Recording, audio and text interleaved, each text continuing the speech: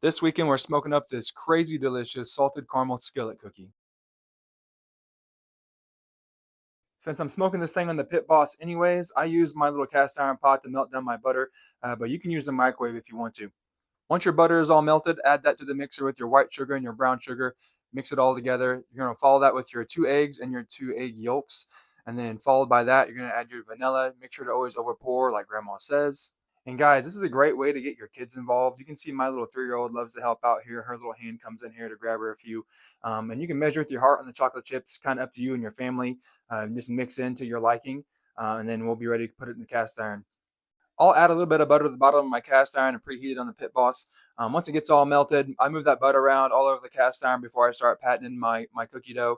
And then kind of be careful on this first layer. I think we made ours a little bit too thick, but you can make it as thick as thin as you want before you start adding the caramel sauce in there. When I make the caramel sauce, I just melt down this little bag of caramel bits and add some evaporated milk and keep stirring until it's super smooth.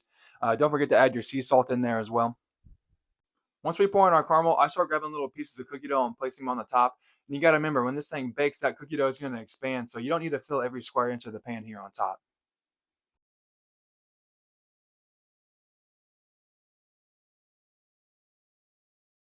Throw the skillet on your pit at 325 degrees, anywhere between 26 to 30 minutes. That kind of just depends on the base layer thickness of your cookie dough. About halfway through the cook, I'll rotate the cast iron 180 degrees just to make sure we're getting an even cook.